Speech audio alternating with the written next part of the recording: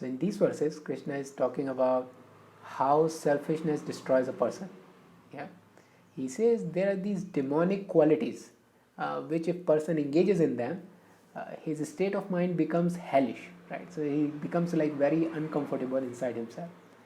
And these are the following qualities: ego, pride, selfishness, anger, harshness, ignorance. So these are the qualities of a demonic nature. Yeah, and the thing is, this ego, this pride, and anger, there is a pleasure in them, right? A part of it feels pleasurable, which is like a bait. So if we take the bait, then we end up in a very hellish state of mind eventually. So this is where the Krishna is kind of warning us, giving us a caution, like be careful about these qualities, uh, because they taste good, they have pleasure. So there is a tendency to get attracted to them. Okay. So then Krishna says, for the person who engaged in these quality, a demonic person, a bad person, devilish person, whatever you want to say, uh, so that demonic person does not know when to act and when not to act, right? And neither a purity, truthfulness, or good code of conduct you will find in this person. Yeah. So that person does not know when to act and when not to act, right? For example, when I'm very angry, right, at that state, uh, it is a good idea to not act, right? It's very easy to destroy relationships at that point, in that state of mind. And it's the kind of a state of mind where you're not thinking straight, right? You don't know whether it's your fault or other person's fault. So it's a kind of a state of mind where the best action would be to keep your mouth shut, right? But with the demonic person, it's opposite, right? As soon as they get angry or as soon as they get any kind of defilement, they start, create disharmony around them, right? So that's what he meant, like they don't know when to act and when not to act. And if they see somebody doing something good, probably they will never say any kind of word of encouragement, right? So when to act, when not to act, this is not going to be clear for this person, and he will not find truthfulness, honesty, this sort of uh, you can expect like what they are saying and what they are doing could be very different, right? And then he says, the way they think, their thinking is that the whole point of this universe is, it is like their underlying understanding is that the whole point of universe is basically to satisfy my selfish desire, right? This is why the universe exists. And with this kind of a thinking, with this kind of understanding, they do actions which are disharmonious, they do actions which are uh, destructive in the nature for themselves and for the people around them as well. Yeah. So that is kind of a understanding of that demonic nature person, and they take refuge in this selfish desire. This is what they are after. This pleasure that you get out of fulfilling a selfish desire, right? So this is where they took the refuge.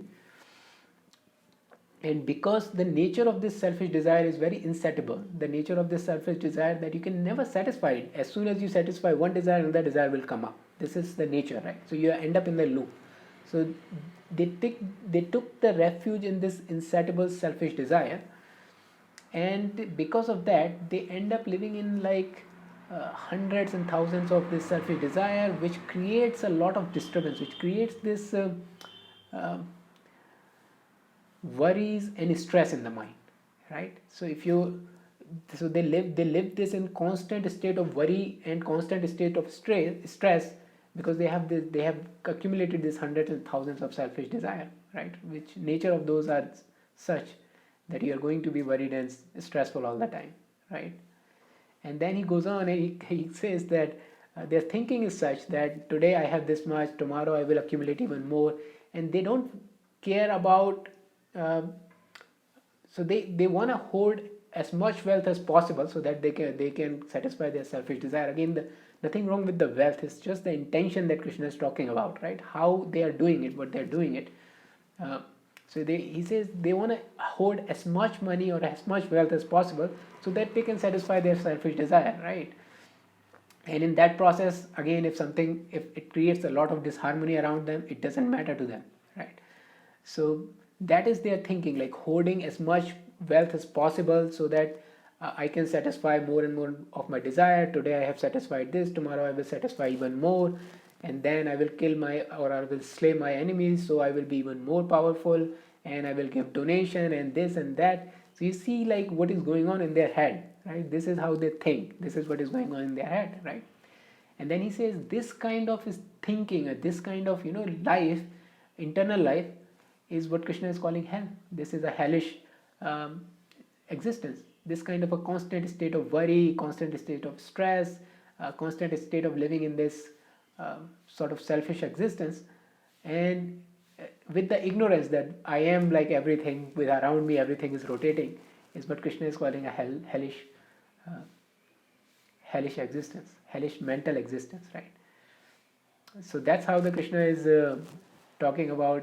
See, if you engage in this small pleasure that you get when you are experiencing, the pride and the ego and all that, if you, put your energy into that, this is where it takes you.